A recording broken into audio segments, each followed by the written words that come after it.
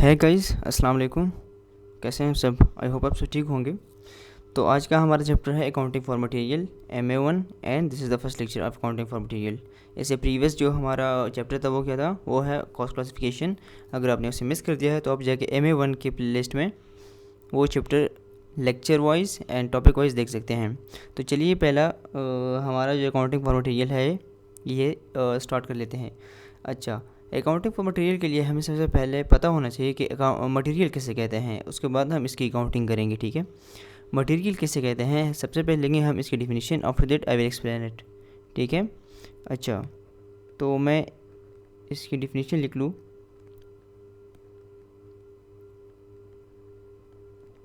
उसके बाद मैं आपको एक्सप्लेन करता हूँ। ठीक है,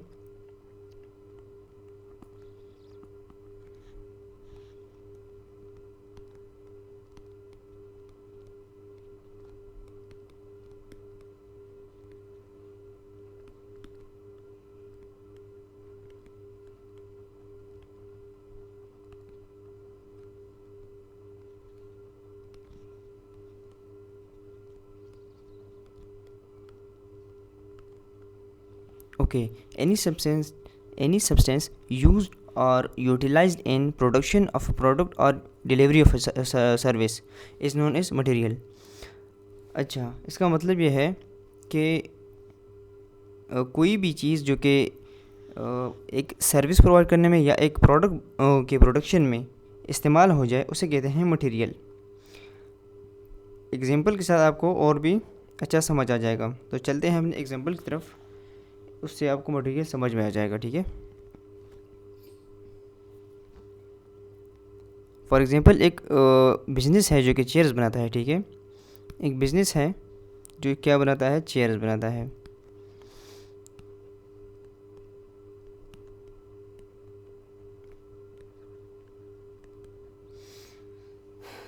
ओके, तो चेयर्स बनाने के लिए हम सबसे पहले चाहिए would. For example this is would. ठीक है, इसको पहले हमें क्या करना पड़ेगा, इसको हमें काटना पड़ेगा। चेयर बनाने के लिए फॉर एग्जांपल हमें इसको इस तरह काटना पड़ेगा। ठीक है, एंड उसके बाद जाके हमें इस पर प्रोसेस करने के बाद ये बन जाएगी चेयर। अच्छा, तो वुड को बनाने में, वुड एक प्रोडक्ट है, तो एक उस वो सॉरी चेयर को बनाने में हमारे पास ये जो वुड है वो यूज़ हो गया। ठीक है, यूज़ और यूटिलाइज। तो ये वुड क्या हुआ, ये एक मटेरियल हुआ for what, for production of a chair. Would is a material, so that's why it is called material. तो मटेरियल की आई होप आपको समझ आ गई होगी। उसके बाद हमारे पास है मटेरियल के टाइप्स। मटेरियल किन किन टाइप्स का होता है? ठीक है, हमारे पास एक होते हैं डायरेक्ट मटेरियल,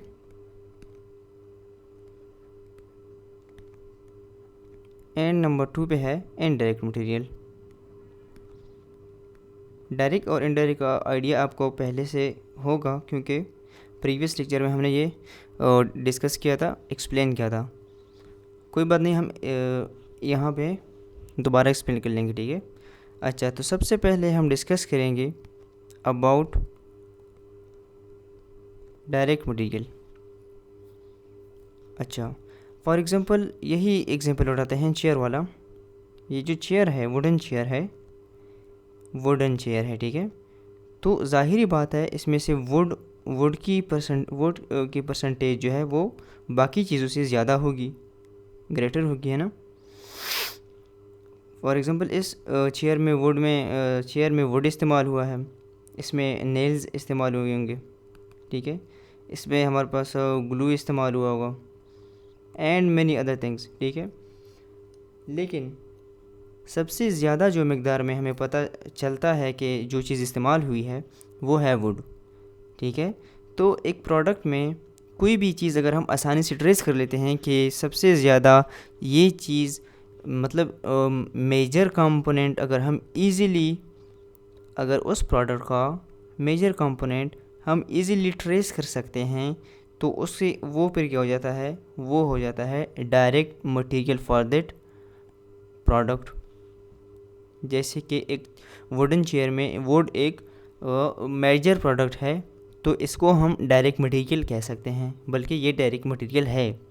एंड ये जो नेल्स ग्लू वगैरह है ये भी यूज़ हुए हैं, ये भी प्रोडक्ट का हिस्सा है, बट इसको हम मतलब बहुत आसानी से ट्रेस नहीं कर सकते, क्योंकि ये मेजर कंपोनेंट नहीं है, ये बहुत कम क्वालिटी में इस्तेमाल हुआ है, ठीक है, क्वांटिटी में इस्तेमाल हुआ है, ठीक है।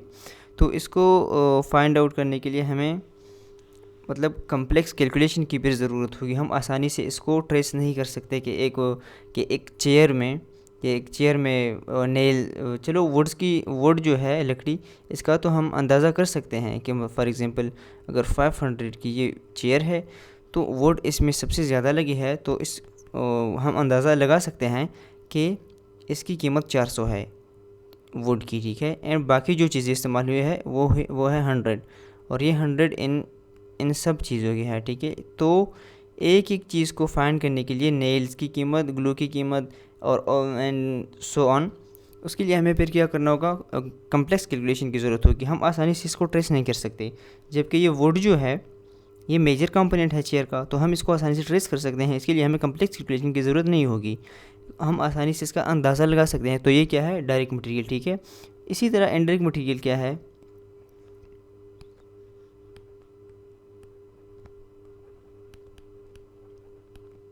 इनडायरेक्ट मटेरियल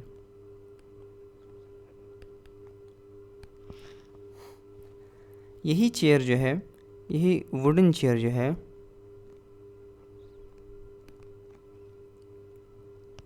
इसमें यूज़ हुआ है वुड, सेम एग्जांपल, ठीक है। नेल्स, ग्लू, फैब्रिक्स, कपड़ा जो होता है, एंड और भी बहुत सारी चीज़ें, ठीक है। अच्छा, तो एक वुडन चेयर जो हम देखते हैं तो हमें नज़र आता है ना कि उसमें सबसे ज़्यादा यूज़ होने वाली चीज़ वुड है। हमें कम्प्लेक्स कैलकुलेशन की ज़रूरत तो नहीं पड़ी ना, हमने बस देख लिया, हमने अंदाज़ा लगा लिया कि इसमें सबसे ज़्यादा वुड यूज़ हुआ है। तो wood is the major component, so that's why it is called direct material for the wood, ठीक है, फॉर द चेयर। एंड ये जो चीज़ें हैं नेल्स, ग्लू, फैब्रिक्स एट्सेट्रा जो भी है, इसको फाइंड आउट करने के लिए हमें मतलब अंदाज़ा हमारा नहीं चल सकता, कि इसको हम अंदाज़े से फाइंड नहीं कर सकते कि इस चेयर में नेल्स की कॉस्ट कितनी है एंड ग्लू की कॉस्ट कितनी है, फैब्रिक्स की कॉस्ट कितनी आई है इस चेयर पे। जबकि एक वुडन चेयर में हम वुड की प्राइस का अंदाज़ा लगा सकते हैं, एक रिलायबल अंदाज़ा हम लगा सकते हैं। परफेक्ट नहीं भी हो सकता, बट हम रिलायबल अंदाज़ा लगा सकते हैं। तो इसके लिए हमें कम्प्लेक्स कैलकुलेशन की ज़रूरत पड़ेगी, ठीक है, कम्प्लेक्स कैलकुलेशन की। तो ऐसी चीज़ों को फिर क्या कहा जाता है, these things are called the indirect material for the product. I hope आपको ये चीज़ें समझ आ गई होगी, इतनी मुश्किल नहीं है, डायरेक्ट एंड इनडायरेक्ट मटेरियल आपको समझ आ गई होगी। तो पिछले जो क्लास था अकाउंटिंग फॉर कॉस्ट क्लासिफिकेशन का जो चैप्टर हमने पढ़ा पिछला, उसमें हमने एक चीज़ पढ़ी, variable cost.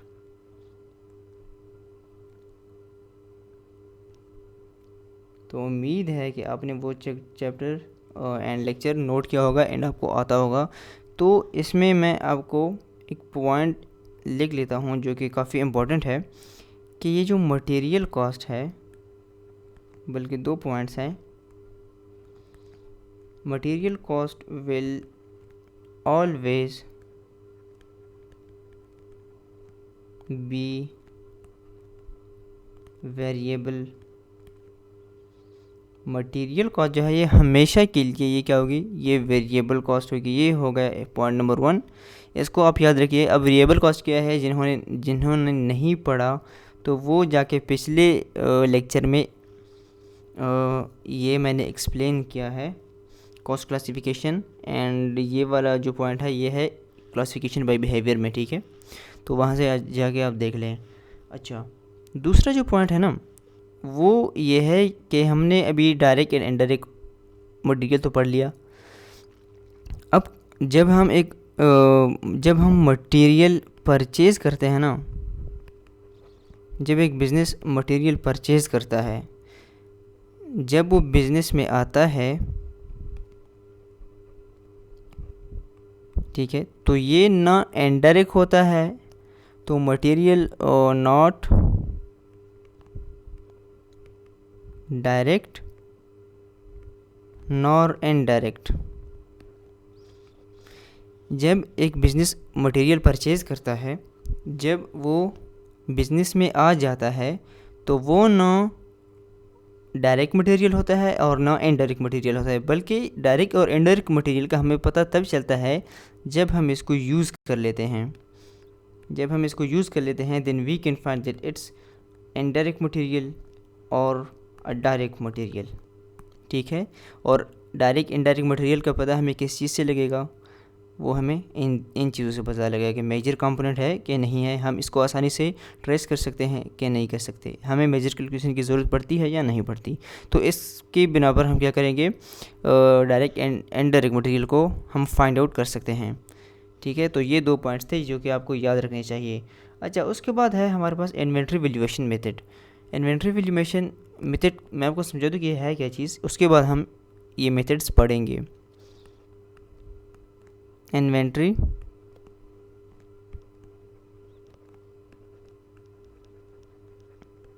Valuation methods, okay. जब एक बिज़नेस जब चीज़ें परचेज़ करता है ना, मटेरियल जब परचेज़ करता है एक बिज़नेस, तो वो सबसे पहले आते हैं उसके स्टोर में। स्टोर से फिर जाके ये इशू होता है प्रोडक्शन डिपार्टमेंट में, ठीक है।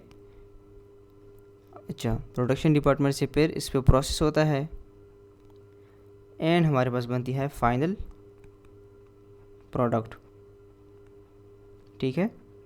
अच्छा, जब हमारे पास एक मटेरियल स्टोर में आ जाता है और हम उसको इशू कर देते हैं, हमारे पास मटेरियल आ गई, ठीक है, हमारे पास मटेरियल आ गई, हमने उसको इशू कर दिया प्रोडक्शन स्टोर में, प्रोडक्शन डिपार्टमेंट में, बट ये स्टोर में अभी और भी पड़ा है, ठीक है।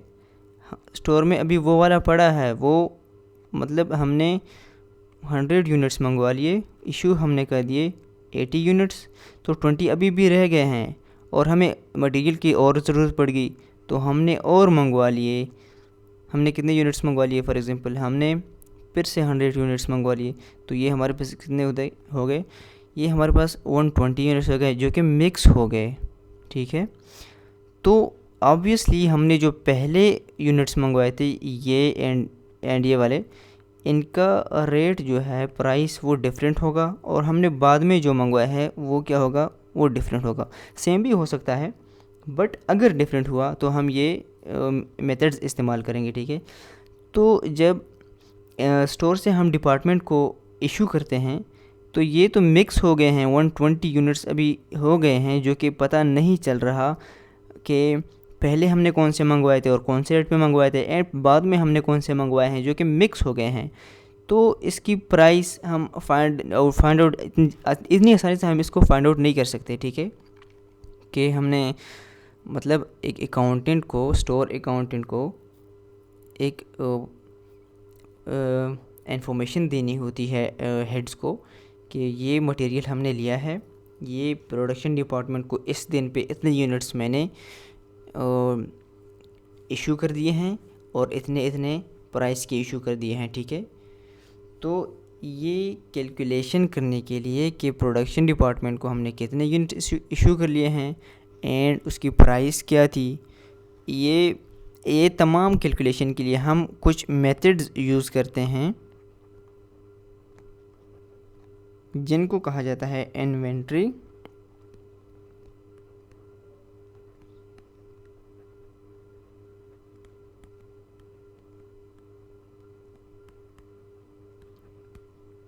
Valuation methods, okay.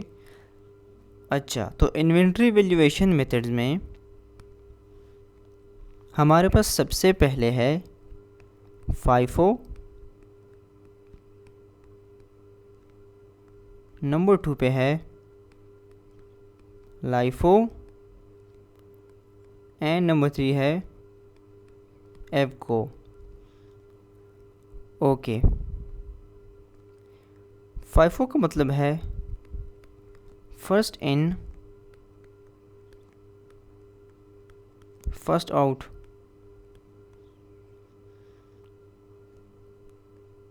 LIFO का मतलब है last in first out and EVCO का मतलब है एवरेज कॉस्ट। ठीक है, ओके। सबसे पहले हम आते हैं FIFO पे।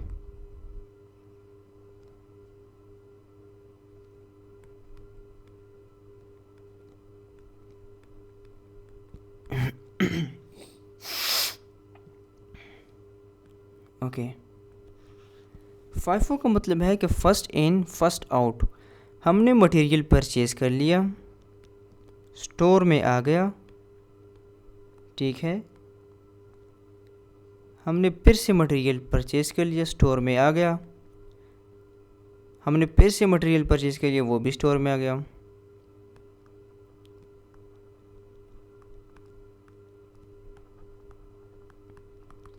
अब हमने करना है कि हमने इशू करने हैं, हमने यूनिट्स प्रोडक्शन डिपार्टमेंट को इशू करने हैं। और हुआ ये कि हमने जब मटेरियल तीनों बार हमने ऑर्डर किया, वो उसकी प्राइस जो थी वो डिफरेंट थी। तो हमें फाइंड करना है कि हमने स्टोर से प्रोडक्शन डिपार्टमेंट को कौन से रेट वाले यूनिट्स इशू किए हैं और उनकी प्राइस क्या है, वो हम फाइंड करेंगे FIFO से। FIFO का मतलब है कि फर्स्ट इन फर्स्ट आउट।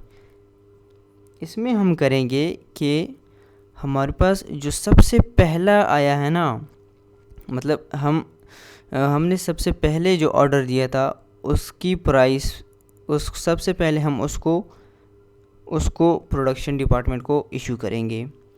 और उसके बाद जो हमने दूसरा ऑर्डर दिया था, फॉर एग्ज़ाम्पल ये हमने पहला दिया था, ये हमें फिर बाद में आ गए सेकंड नंबर पे, ये थर्ड पे।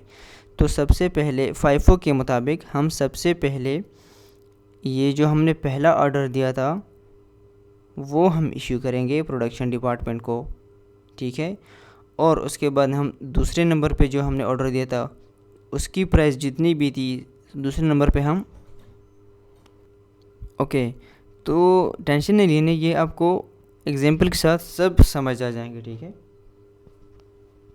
अच्छा जी, हमारे पास एग्जांपल ये है कि यहाँ पे हम एक एग्जांपल ले लेते हैं जिसे आपको दोनों बल्कि तीनों मेथड समझ आ जाएंगे।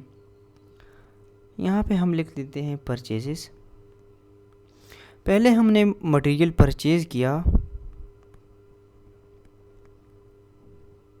ठीक है, 1 फर्स्ट मंथ में, ये कह लो फर्स्ट मंथ में हमने मटेरियल परचेज़ किया 100 kg, ठीक है, 100 kg या 100 यूनिट्स।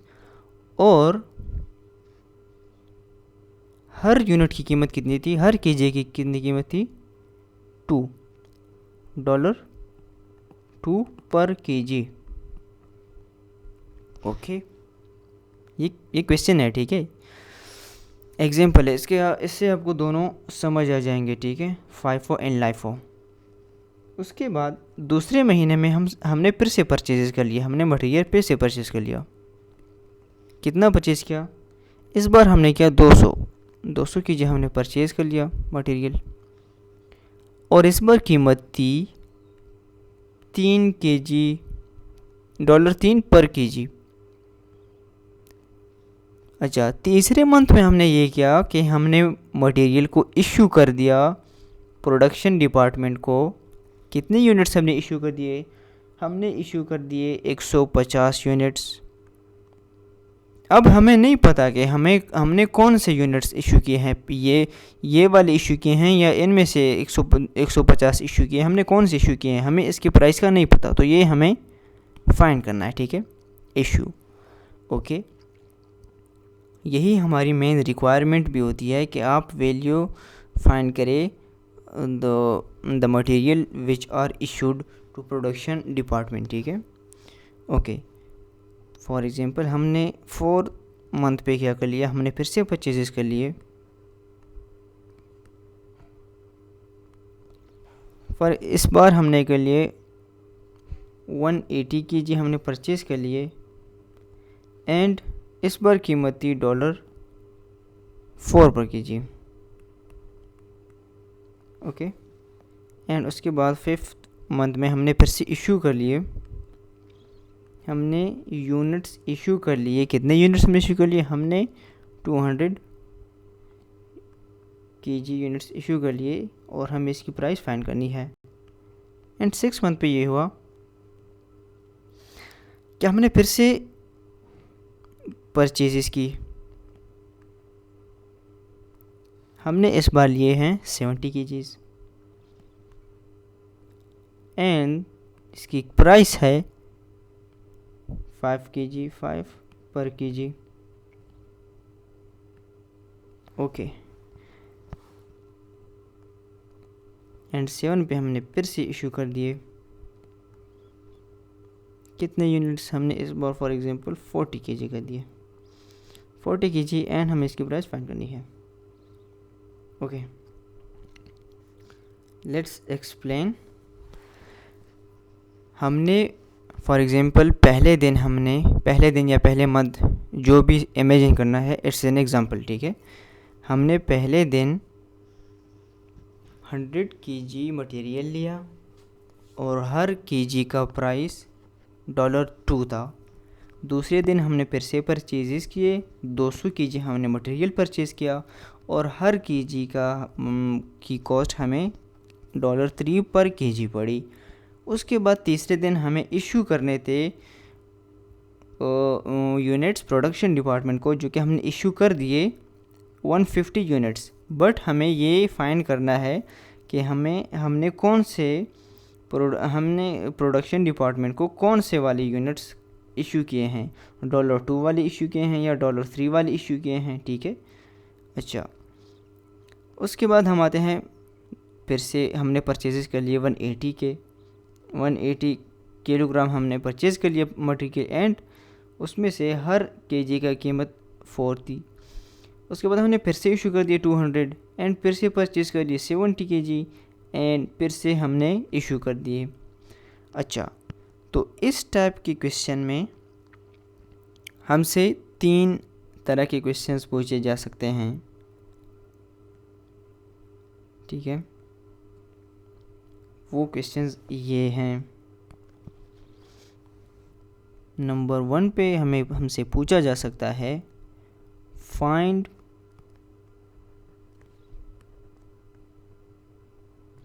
वैल्यू ऑफ इशू, या फिर इसको प्रोडक्शन कॉस्ट भी कहा जाता है, प्रोडक्शन कॉस्ट, ठीक है। समझाता हूँ क्यों कहा जाता है। नंबर 2 पे है, find value of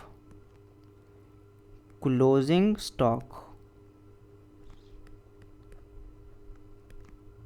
okay, and number 3 पे हमसे पूछा जा सकता है कि रेट्स कौन कौन से इस्तेमाल हुए हैं, हमें रेट्स इशूड, हमने जो मटेरियल इशू किया है वो कौन कौन से रेट का था, ठीक है। तो सबसे पहले हम फाइंड करेंगे वैल्यू ऑफ इशू या फिर प्रोडक्शन कॉस्ट। इसको प्रोडक्शन कॉस्ट इसलिए कहा जाता है क्योंकि हमने फाइंड करना होता है कि हमने जो यूनिट्स प्रोडक्शन डिपार्टमेंट को इशू किए हैं उसकी प्राइस कितनी है, और ऑब्वियसली हम जो प्रोडक्शन डिपार्टमेंट को यूनिट्स इशू करते हैं वो उस पर प्रोसेस करके यूनिट्स ही प्रोड्यूस करते हैं ना, तो इसकी वजह से इसको प्रोडक्शन कॉस्ट कहा जाता है। तो आते हैं हमारे फर्स्ट क्वेश्चन पे कि इस एग्जांपल में हमने production cost, value of issue या फिर प्रोडक्शन कॉस्ट हमने फाइंड करनी है इस क्वेश्चन में, इस एग्जांपल से, ठीक है। ओके जी, तो ये हमारे पास एग्जांपल है एंड हम फाइंड करने जा रहे हैं सबसे पहली रिक्वायरमेंट जो है हमारी वैल्यू ऑफ इशू या फिर प्रोडक्शन कॉस्ट, ठीक है। तो इसको हम स्टार्ट करेंगे कुछ इस तरह से। ओके, हम पहले कौन से मेथड से करने जा रहे हैं? FIFO मेथड से हम करने जा रहे हैं पहले, ठीक है। ओके जी, तो चलिए स्टार्ट करते हैं। पहले हम लिखेंगे कि क्वांटिटी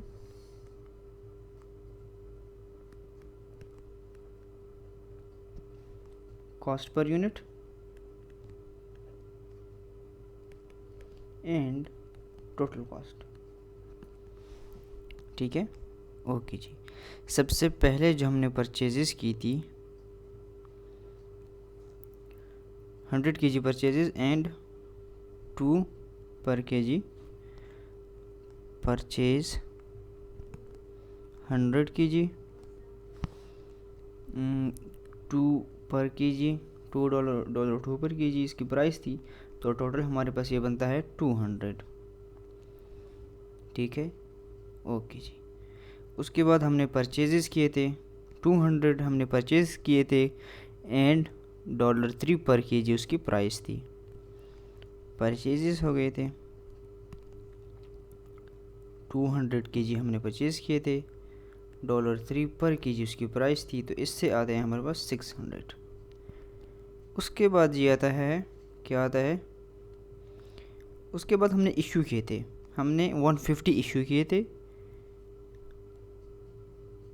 हमने इशू किए थे कितने यूनिट्स? इशू हमने किए थे 100 यूनिट्स। अच्छा, इसको ना दूसरे पेन से लिख देते हैं कि ये थोड़ा ज़ाहिर हो। इशू को हम इस कदर से लिख देंगे। इशू कितने? 150 हमने इशू किए थे। अब इसकी कॉस्ट हम कैसे फाइंड करेंगे कि ये हमने कौन से 100 में से, सो ये FIFO मेथड है। तो FIFO का मतलब है कि फर्स्ट इन फर्स्ट आउट। सबसे पहले हम वो स्टोर को इशू करेंगे जो सबसे पहले आया हो। मतलब ये हमने सबसे पहले परचेज़ किया था, ये वाला जो ये वाली मटेरियल हमने सबसे पहले परचेज़ की थी। फर्स्ट इन मतलब सबसे पहले आई थी, तो सबसे पहले आउट भी यही होगी। सबसे पहले इन ये हुई थी, फिर ये हुई थी, ठीक है। तो सबसे पहले आउट मतलब first in first out. First in ये आई थी, अब फर्स्ट आउट भी यही होगी, ठीक है। फर्स्ट आउट भी यही होगी, उसके बाद ये होगी 200, ठीक है। अच्छा, तो ये तो है 150। तो हम पहले इसको इसमें से 100 जो है 150 में से 100 जो है वो ये वाले ख़त्म हो जाएंगे। 100 यूनिट्स हमने कौन से इशू किए थे? $2 के इशू किए थे, ठीक है, ये वाले। तो ये क्या हो जाएंगे? ये ख़त्म हो जाएंगे।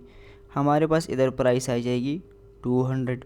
अच्छा जी, और 50 तो अभी भी रहते हैं ना। हमने तो 150 इशू करने हैं और 100 हमने इशू कर दिए ये वाले, जो कि यहाँ से ख़त्म हो गए। अच्छा, तो 150 तो हमारे पास अभी भी रहते हैं। 50 हम इशू करेंगे इससे, तो यहाँ पे हमारे पास रह जाएंगे 150 यूनिट्स रह जाएंगे। तो ये थे $3 पर kg एंड ये बन जाएगी हमारे पास, ये 150 बन जाएगी, ठीक है।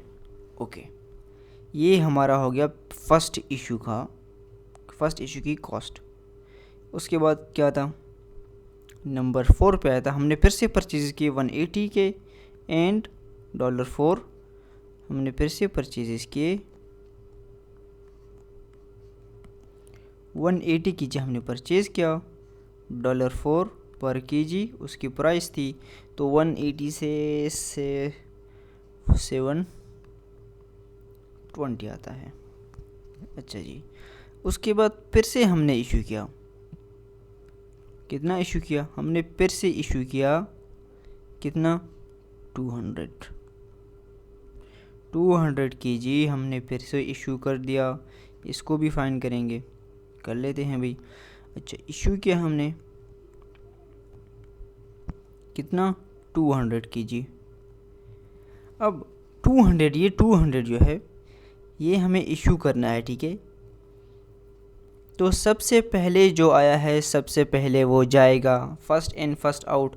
सबसे पहले ये आया था, ये चला गया सबसे, फिर उसके बाद ये आया था, ये चला गया, बट 150 अभी रहते हैं। तो ये 150 हम यहाँ पे इशू कर देंगे, जो कि यहाँ से चले जाएंगे। फिर ये कितने के हैं, $3 पर kg। तो 150 कितने बनते हैं, 450। 150 मल्टीप्लाई 3 इज इक्वल टू 450, ठीक है। अच्छा, हमें तो 200 इशू करने हैं, हमने 150 इशू कर दिए, 50 अभी भी रहते हैं। 50 हम इशू कर लेते हैं, कौन से ये यूनिट्स जो आए हैं हमारे पास, इनसे हम 50 इशू कर लेते हैं। तो ये हमारे पास बच जाएंगे 130, यस। अच्छा, तो ये हमने 50 यूनिट्स इशू कर लिए, $4 पर यूनिट। तो ये हमारे पास बन जाएगी 200। ओके जी, ये हमारे पास तीसरे इशू की कॉस्ट आ गई। उसके बाद हमने फिर से परचेज की 70 kg, जो कि थे 5 kg पर kg, $5 पर kg। परचेजेस 70 kg, $5 पर kg। इसकी प्राइस कितनी होगी, 350। ओके जी, उसके बाद हमने फिर से इशू कर लिए, कितने, 440 kg हमने इशू कर लिए, 40 kg। अच्छा जी, तो हमारे पास ये 130 अभी भी रहते हैं यहाँ के। तो ये 740 जो है ये हम इशू कर लेंगे, यहाँ से ये ख़त्म हो जाएंगे। यहाँ इनसे 40 माइनस करो, 90 यहाँ पे रह जाएंगे, 90 यूनिट्स यहाँ पे रह जाएंगे, ठीक है। 90 यूनिट्स यहाँ पे रह जाएंगे। ओके जी, तो ये हमारे पास क्या आ जाएगा, ये है $4 की, $4 पर यूनिट। तो 40 मल्टीप्लाई $4, इससे आता है हमारे पास 160। ये टोटल प्राइस है, ठीक है, डॉलर है। अच्छा जी, तो हमने कॉस्ट तो फाइंड कर ली, अब करते हैं इनकी कैलकुलेशन। इसकी हम क्या फाइंड करते हैं, कॉस्ट ऑफ प्रोडक्शन कॉस्ट या फिर वैल्यू ऑफ इशू। तो वैल्यू ऑफ इशू हमें फाइंड करनी है, तो सबसे पहले हम देखेंगे वैल्यू की इशू को, हम देखेंगे वैल्यू ऑफ इशू है जो है वो है, हमने फाइंड की थी ये, इसको प्लस करेंगे तो आएगा $350। एंड हमने फिर से इशू कर लिए 200, उसमें से $153 के एंड 50 यूनिट्स $4 के। तो इनकी प्राइस ये है, इनको मिला के 650 आ जाएगा। एंड ये तो है ही 160। तो हम लिखेंगे वैल्यू ऑफ इशू या फिर प्रोडक्शन कॉस्ट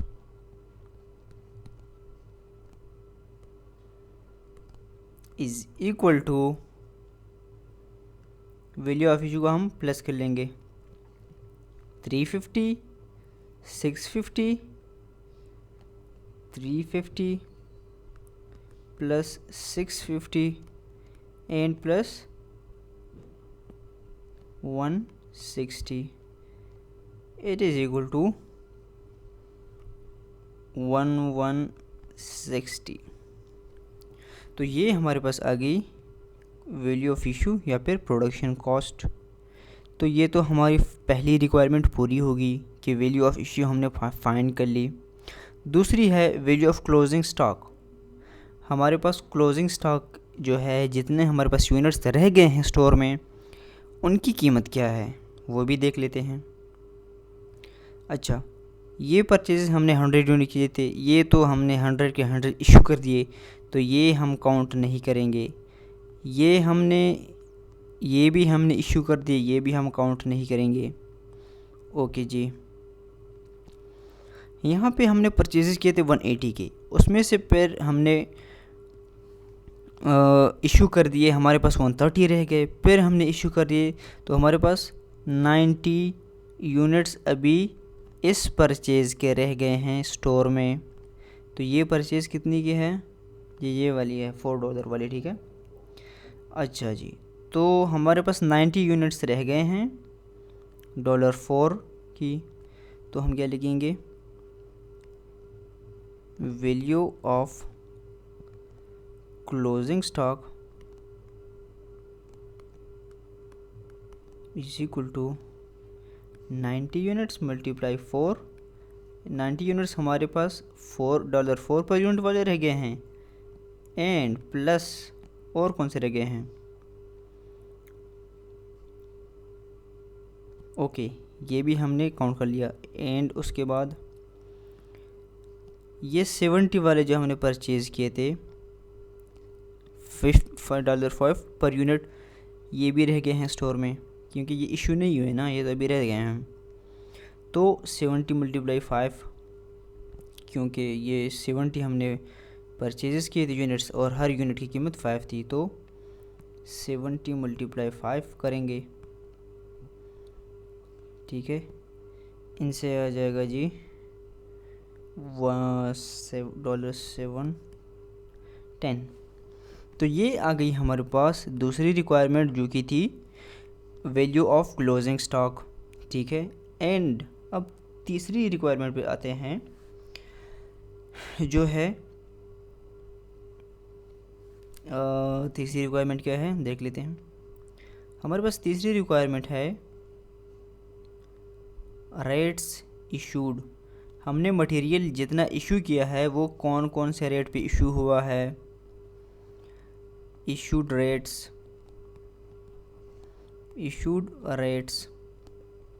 तो देख लेते हैं कौन कौन से। अच्छा, यहाँ पे हमने 100 यूनिट इशू किए हैं $2 के,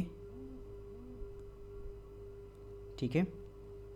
ये हमने 50 यूनिट्स इसी के हमने इशू किए हैं $3 के। तो ये हमारे पास 2 हो गए, 2 रेट्स हो गए, 2 और 3 2 रेट्स हो गए। अच्छा जी, फिर हम इशू पे आते हैं। ये $3 तो हमारे पास पहले से है। अच्छा, $4 आ गया हमारे पास, तो ये हमारे पास 3 रेट्स हो गए। उसके बाद हमने इशू किए 4 पे, ये तो हमारे पास पहले से है। तो हमने 1, 2 एंड 3, तो हमने 3 रेट्स पे मटेरियल को इशू किया है। तो इशूड रेट्स क्या हैं? 3। अच्छा, कंफ्यूज नहीं होना, ठीक है। कितने? 3 रेट्स, 3 इशूड रेट्स। वो कौन कौन से है?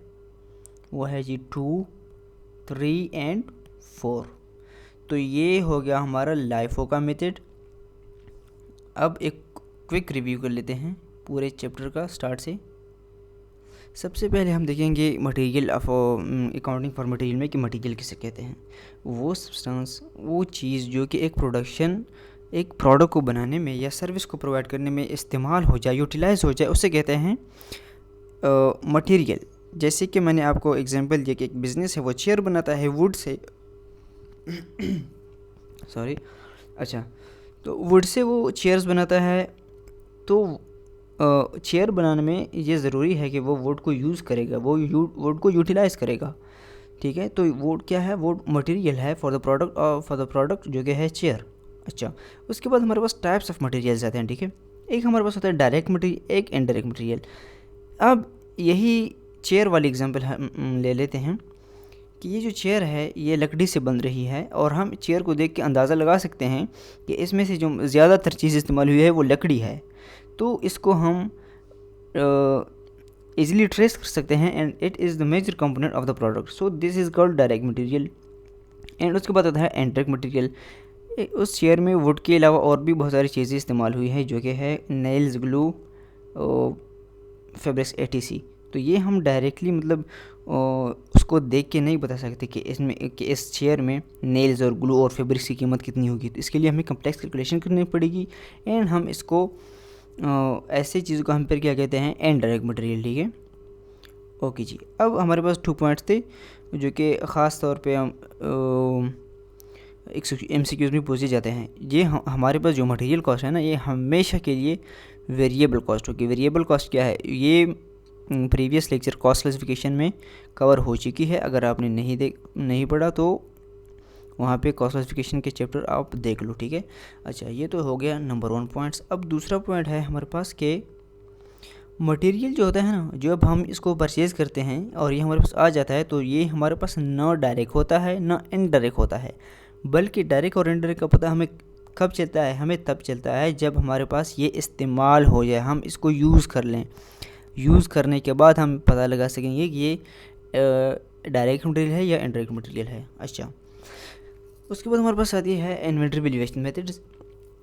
इन्वेंटरी वैल्यूएशन मेथड्स का यूज़ क्या है। यूज़ हम इसको इसलिए करते हैं कि हमारे पास जो प्रोडक्ट्स आ जाएं, मतलब हमने एक मटेरियल को परचेज़ कर लिया, वो हमारे स्टोर में आ गया, हमने दूसरा ऑर्डर दे दिया, हमें और भी मटेरियल आ गए, ठीक है, डिफरेंट रेट्स पे हमारे पास मटेरियल आ गए, जैसे कि हमने पिछले एग्जांपल में हमने इसको क्लियर कर दिया। तो वो स्टोर में आ जाते हैं। अब स्टोर से हमें भी इशू करने हैं ना प्रोडक्शन डिपार्टमेंट को, जहाँ पे प्रोडक्शन की जाती है, ठीक है। तो स्टोर वाला जो मैनेजर है, स्टोर मैनेजर, क्योंकि यहाँ पे हम मटेरियल अकाउंटिंग पढ़ रहे हैं, तो हमें मटेरियल की सारी मालूमात होनी चाहिए, ठीक है, कि हम स्टोर को कितना इशू कर रहे हैं और वो कितना मतलब ख़र्चा आ रहा है इन पे। तो इस कैलकुलेशन के लिए कि स्टोर से हमने प्रोडक्शन डिपार्टमेंट को कितने यूनिट्स इशू किए हैं एंड उसकी प्राइस क्या है, ठीक है, उसकी प्राइस क्या है, ये कैलकुलेशन करने के लिए हमारे पास आते हैं 3 मेथड्स। एक होता है FIFO, एक होता है LIFO, एक होता है EOCO। अच्छा, अब आते हैं FIFO पे। FIFO का मतलब है कि हमने अगर एक ऑर्डर हमने एक ऑर्डर पहले दिया है, ऑर्डर 1, और ऑर्डर 1 में हमने मंगाए हैं 200 यूनिट्स, और उनमें से है हर यूनिट की कीमत 2 है, $2 पर kg है, ठीक है। और हमने दूसरा ऑर्डर मंगाया है, उसमें से है 500 यूनिट्स हमने मंगाए हैं, और उसमें से $3 पर kg हर यूनिट की प्राइस है। उसके बाद हमने इशू किए हैं मटेरियल, कितने 600 हमने इसमें से इशू कर दिए हैं। अब इसकी कॉस्ट हम इस तरह फाइंड करेंगे कि के FIFO मेथड में हम सबसे पहले ये जो इशू करने हैं ना, ये वाले यूनिट्स, ये पहले हम उस ऑर्डर से इशू करेंगे जो सबसे पहले हमने किया हो। ये ऑर्डर सबसे पहले हमने ऑर्डर किया था, ये मटेरियल सबसे पहले आया था, तो सबसे पहले हम यही यूज़ करेंगे, सबसे पहले हम इशू यही करेंगे, उसके बाद ये वाले करेंगे। तो मतलब क्या है कि पहले आया और पहले ये जाएगा भी, फर्स्ट इन हुआ और फर्स्ट जाएगा भी, ठीक है। तो इसी FIFO पे हमने एक एग्जांपल किया, हमने पहले परचेजेस किए 100, ये हमने परचेजेस किए, फिर हमने इशू किया, फिर परचेजेस, फिर इशू, फिर परचेजेस, फिर इशू। अब इशू की, अब इस तरह के क्वेश्चन में 3 तरह के सवाल पूछे जाते हैं। पहले पूछा जाता है कि हमने जो इशू किया है ना, जो मटेरियल हमने इशू किया है, उसकी प्राइस क्या है, और उस प्राइस को प्रोडक्शन कॉस्ट भी कहा जाता है, क्योंकि हमने जो मटेरियल इशू किया है, हमने कहाँ इशू किया है, प्रोडक्शन डिपार्टमेंट पे। और प्रोडक्शन डिपार्टमेंट में क्या होता है, वहाँ पे प्रोडक्ट बन रहा होता है, तो प्रोडक्ट बन रहा होता है, उस पर ख़र्चा, जो मतलब हमारा मटेरियल यूज़ हो रहा है, तो उससे प्रोडक्ट बन रही है, तो उस पर कितना कॉस्ट आ रहा है, इसीलिए इसको प्रोडक्शन कॉस्ट कहते हैं। अच्छा, उसके बाद हमें ये भी पूछा जा सकता है कि हमने चलो मटेरियल इशू तो कर दिया, अब हमारे पास स्टोर में जितना बचा है उसकी कीमत कितनी है, ठीक है। और उसके बाद हमसे पूछा जा सकता है कि हमने जो मटेरियल इशू किया है वो कितने कौन कौन से रेट्स पे हमने इशू किया है, ठीक है। तो इसी तरह हम आ जाएंगे क्वेश्चन की तरफ कि हम सबसे पहले हम डेटा लिख लेंगे कि इतने हमने मटेरियल मंगवाए थे, क्वांटिटी मतलब इतने यूनिट्स हमने मंगवाए थे और हर यूनिट की कीमत इतनी थी और टोटल में इतनी बन रही है, ठीक है, इतनी बन रही है। उसके बाद इशू करेंगे, चूँकि ये फाइफो मेथड है, ठीक है।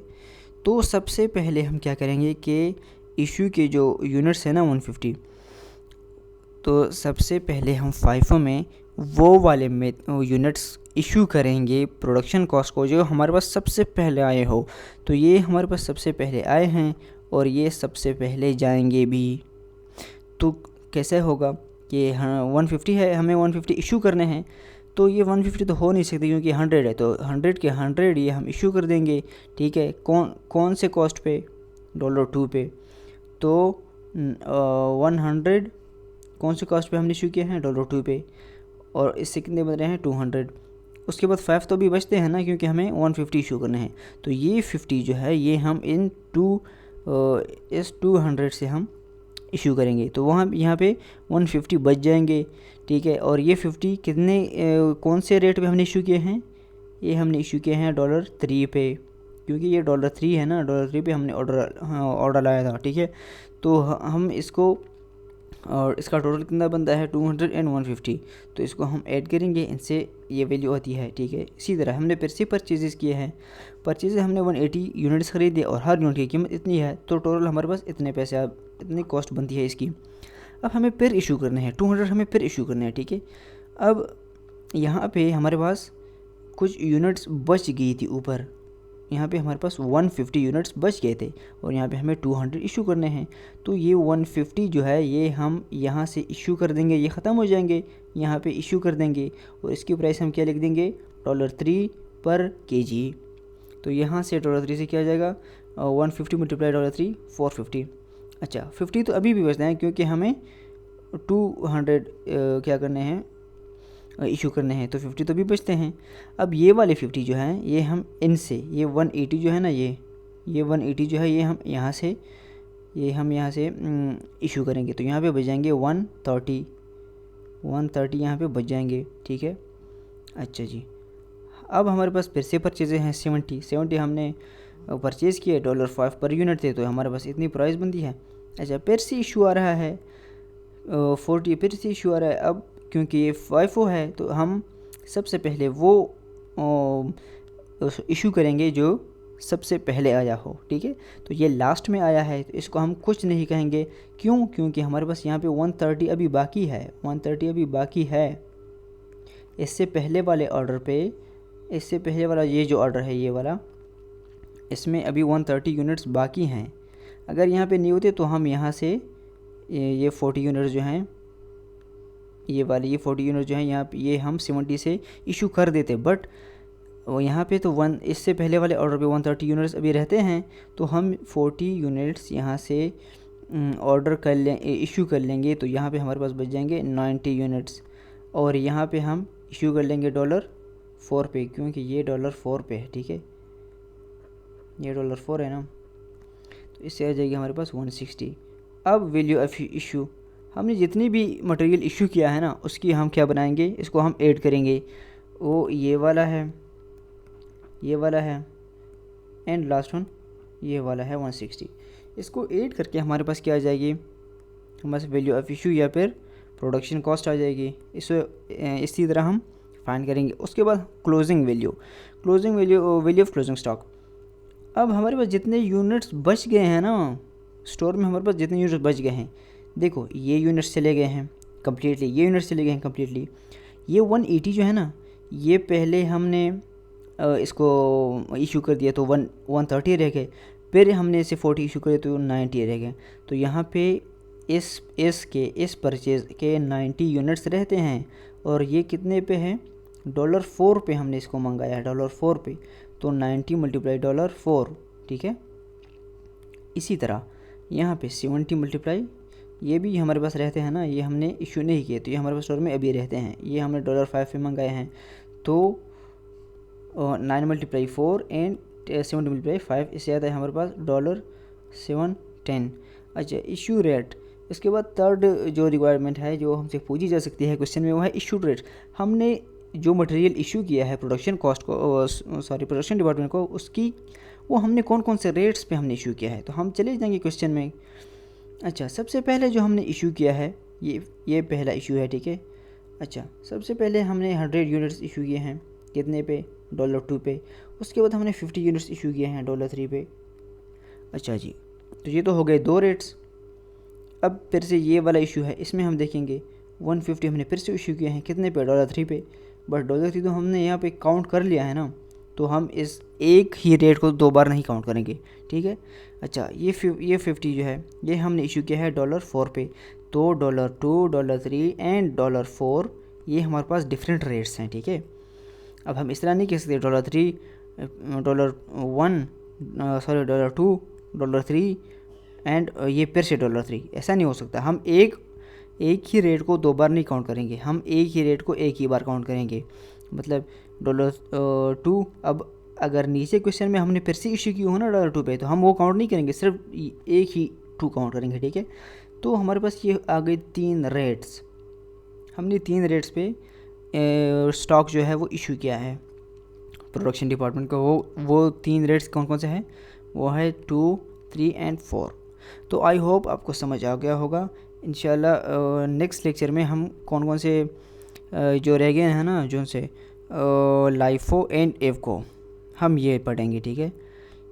इंशाल्लाह हम नेक्स्ट लेक्चर में ये पढ़ेंगे, ये आपको समझ आ जाएंगे, बहुत इजी है। अच्छा, अगर जिसको अब समझ नहीं आई भाई, तो वो ऐसा करे कि रिवाइंड करके देख लेकर फिर भी समझ नहीं आई तो इंशाल्लाह मैं आपको रिस्पॉन्ड करूँगा। आप मुझे कमेंट करके पूछ सकते हैं, ठीक है।